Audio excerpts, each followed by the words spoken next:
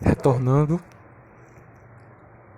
então, veja que em Mateus capítulo 28, 18 foi dito que Jesus recebeu toda a autoridade do seu Pai.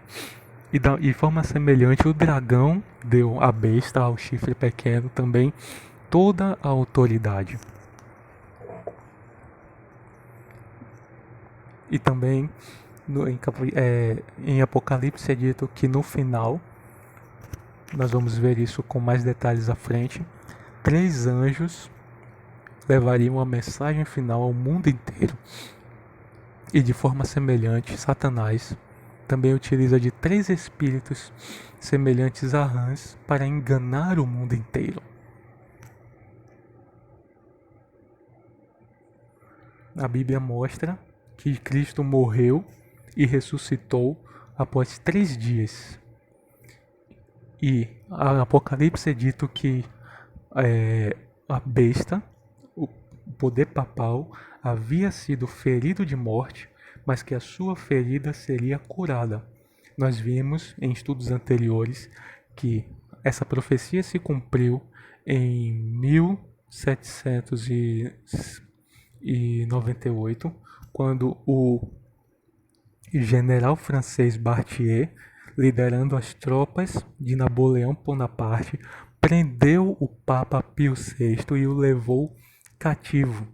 A partir dali, o papado perdeu a sua influência. Entretanto, no tempo do fim, ou seja, no momento em que nós estamos vivendo, daqui a pouco tempo, esse poder ressurgirá. Ele será curado e ele voltará a atuar no mundo de forma a enganar todas as nações.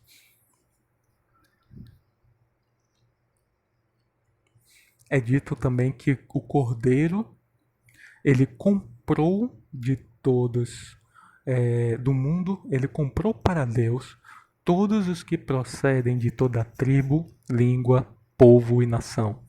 E para os deuses o constituíste reinos e sacerdotes. Agora veja que em Apocalipse 13 é dito que foi dado também que o chifre pequeno pelejasse contra os santos e os vencesse. E ele recebeu autoridade sobre cada tribo, povo, língua e nação. O mesmo paralelo é feito entre a obra salvífica de Jesus e a obra enganadora de Satanás. Agora, veja o detalhe. Adorarão a Satanás, adorarão a besta apenas aqueles cujos nomes não forem escritos no livro da vida do Cordeiro. Então você percebe, meu irmão, minha irmã, que a obra que Jesus hoje faz no santuário celeste de juízo é de escrever o nome, é de julgar e de escrever o nome de todas as pessoas no livro da vida. Aquelas pessoas que rejeitam a Jesus, que rejeitam ao Senhor, elas têm o seu nome retirado do livro da vida. E quando o Senhor Jesus voltar, ele dará recompensa. Salvação para uns, condenação para outros. Aquelas pessoas que escolheram não seguir a Deus, elas serão enganadas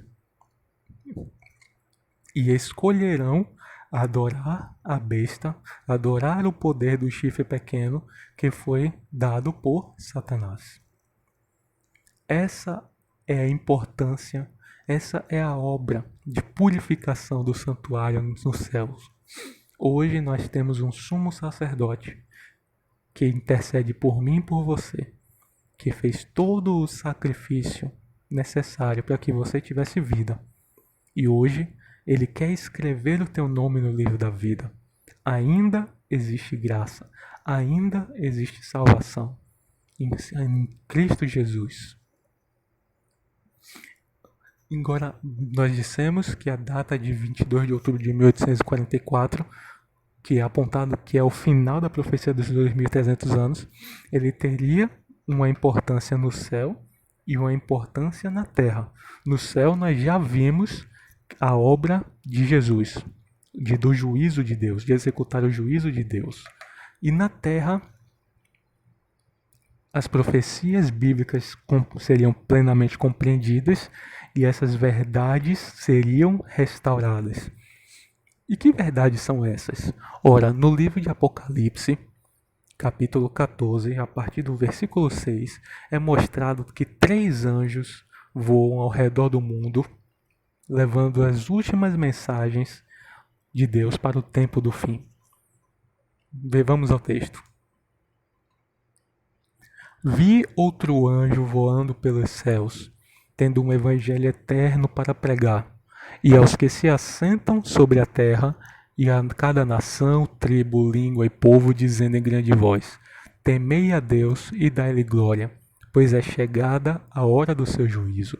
Adorai aquele que fez os céus, a terra, o mar e a fonte das águas. Precisamos entender esses simbolismos aqui, porque a primeira mensagem que o povo de Deus estaria levando no tempo do fim era uma mensagem de juízo.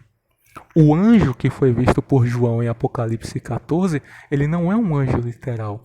Esse anjo, em grego, angelos, significa mensageiro. Então João viu, o anjo ele representava os mensageiros de Deus, o povo de Deus, chamado para a grande comissão de ide e pregar o evangelho eterno para todo o mundo.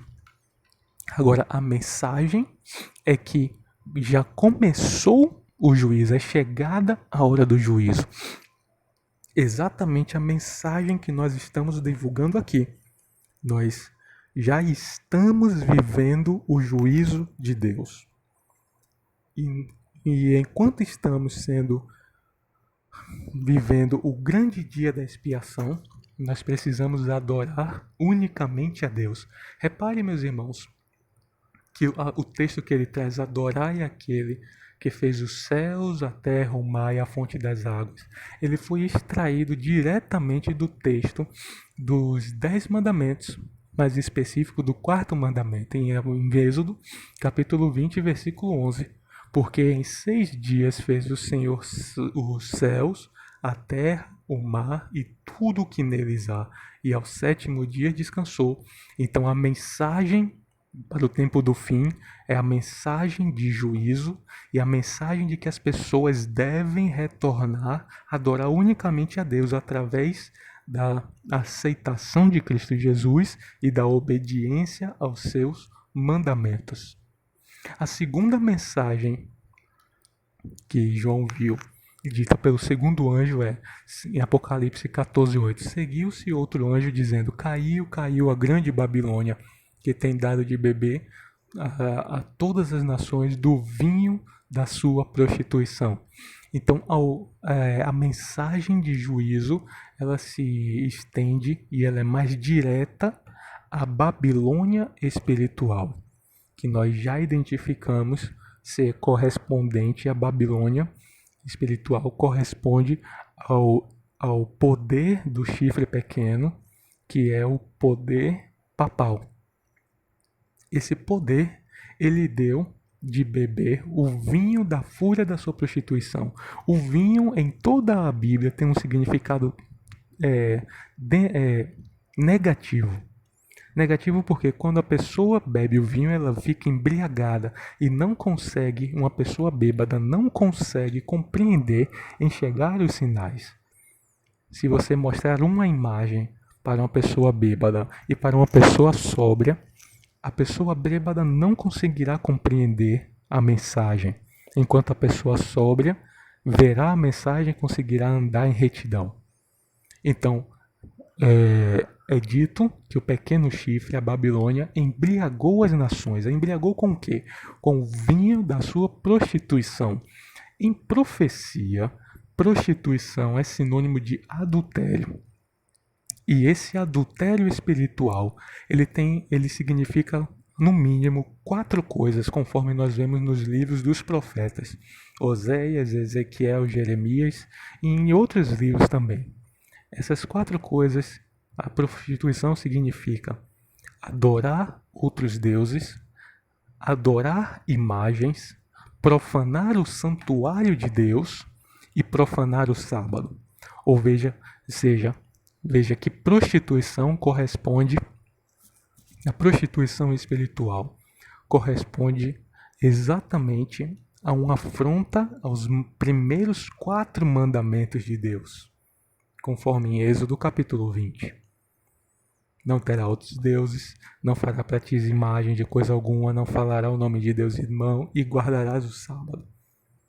A terceira mensagem do anjo para o tempo do fim é: seguiu-se o terceiro anjo dizendo em grande voz: se alguém adora a besta e a sua imagem e recebe a sua marca na fronte ou sobre a mão, também esse beberá do vinho da cólera de Deus, preparado sem mistura do cálice da sua ira, e será atormentado com fogo e enxofre diante dos santos anjos e na presença do Cordeiro. Então, aquela pessoa que escolhe adorar a besta, ela estará sujeita ao mesmo julgamento que Satanás. No Evangelho, Jesus nos revelou que o julgamento, o lago de fogo e enxofre, ele era destinado a princípio unicamente para Satanás e seus anjos. Entretanto, todo aquele que escolhe não seguir a Deus está tomando uma decisão por seguir Satanás, sem seguir os ensinos errados de Babilônia. E essas pessoas estarão sujeitas à mesma condenação. Veja, meus irmãos, mais uma vez a contrafação, a imitação. O ato de marcar uma pessoa na testa ou na mão, ele já foi dito pelos profetas anteriormente, como sendo uma obra que Deus realiza primeiro. Veja o que diz o texto em Apocalipse 7. Vi outro anjo que subia do nascente do sol, tendo o selo de Deus vivo, e clamou em alta voz. Clamou em grande voz aos 4 anjos, aqueles que as quais fora dado fazer danos à terra. Não danifiques nem a terra, nem o mar, nem as árvores, até selarmos na fronte os servos de nosso Deus. Então perceba que Deus, ele reservou um período de tempo após a atuação do chifre pequeno durante 1260 anos, no qual ele reservou esse período de tempo para restaurar as suas verdades e selar na fronte os seus servos. Em Ezequiel 9 é dito que Deus envia um anjo passar por entre Jerusalém, marcando na testa todos aqueles que temem e choram por causa das abominações que são feitas em Jerusalém. Então Deus primeiro marca os seus filhos com o seu selo, e para só depois permitir o que é dito em Apocalipse 13:16. E a todos, os pequenos e os grandes, os ricos e os pobres, os livres e os escravos, faz que lhe seja dada certa marca na mão direita ou sobre a fronte. Isso é em total concordância com o que diz o Evangelho, no qual Jesus diz que esse Evangelho será pregado a toda a criatura e então virá um fim. Primeiro, Deus, ele permite que todas as pessoas tenham conhecimento do Evangelho e que recebam na testa o selo, o verdadeiro selo de Deus. Nós iremos analisar que selo é esse, para depois que todos os filhos de Deus aceitaram a sua mensagem de justiça, de salvação, aí as pessoas que negaram a Deus, que escolheram não receber o selo de Deus, elas obrigatoriamente receberão a marca da besta. Então perceba, meus irmãos, que o centro do grande conflito da mensagem de Apocalipse de Daniel é a adoração. A quem nós iremos adorar? A quem nós iremos obedecer? Será que eu irei obedecer aos mandamentos de Deus ou eu irei obedecer aos meus próprios mandamentos? Veja que é muito fácil a pessoa ser rebelde. É unicamente ela escolher não aceitar os mandamentos de Deus. Na medida em que eu tomo as decisões por vontade própria e faço da minha vida o que eu quero em detrimento dos mandamentos de Deus, ainda que eu saiba que o mandamento de Deus fala, eu faço ao contrário, eu estou sendo rebelde. E assim eu estou negando a Deus. Então a marca da besta, ela nada tem a ver com microchips, com código de barra ou nada nesse sentido. Não é uma marca física visível, mas ela reflete o contexto de adoração. Vocês compreendem? O centro da batalha entre o bem e o mal, no qual o povo de Deus irá tomar uma decisão, é a adoração. E adorar significa temer. Temer significa obediência aos mandamentos de Deus. Então, quando nós dizemos que o poder papal é o chifre pequeno, é a besta do Apocalipse, em nada nós estamos dizendo que os nossos irmãos católicos têm alguma parte disso. Não, nós estamos dizendo que esse sistema imposto pelo poder papal durante 1260 anos falsificou as verdades do santuário. E em Daniel 7:25 é dito de forma clara que a atuação do chifre pequeno seria em mudar os tempos e a lei. Mudar a lei de Deus e mudar os tempos de Deus. E quando você compara os ensinos do catecismo com o que a Bíblia diz, você vê um ataque frontal, direto, aos 4 primeiros mandamentos da lei de Deus. Onde o segundo mandamento foi excluído, o mandamento que diz não farás imagens para ti foi excluído, o quarto mandamento que diz guarda o sábado foi mudado para guardar domingos e festas, e o 10º mandamento foi dividido em 2. Então isso mostra que a profecia de Deus se cumpriu e que o embate, o conflito no tempo do fim se refere à adoração. Veja que Jesus disse: se me amais, guardareis os meus mandamentos. A prova de que uma pessoa ama a Deus e segue a Deus é a guarda dos seus mandamentos. Ele disse também, o apóstolo João disse: ora, sabemos que temos conhecido a Deus por isto, se guardamos os seus mandamentos. Aquele que diz que eu conheço e não guarda os seus mandamentos é mentiroso e nele não está a verdade. E a palavra de Deus, como nós já vimos, diz que as armas que os filhos de Deus usarão no tempo do fim para vencer o maligno é unicamente a perseverança. E a perseverança consiste na guarda do mandamento e na fé em Jesus.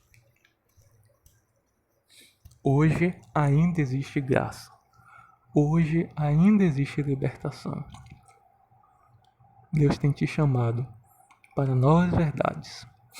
Deus quer escrever o seu nome no livro da vida. A decisão é sua. Basta você aceitar. A quem você seguirá? A vontade de Deus ou a vontade do seu coração? Se a vontade é sua, seguir a Deus, una-se a nós em oração nesse momento. Santo e eterno Deus, obrigado por tua palavra. Nós queremos te seguir, te servir e te adorar em espírito e em verdade. Por favor, derrama sobre nós o teu sangue e nos lava da nossa iniquidade. Derrama sobre nós o teu Espírito Santo e nos guia em santidade. Por favor, escreve os nossos nomes no teu livro da vida e nos salva. Perdoa os nossos pecados. guarda-nos em teu amor. É o que pedimos em nome de Jesus. Amém.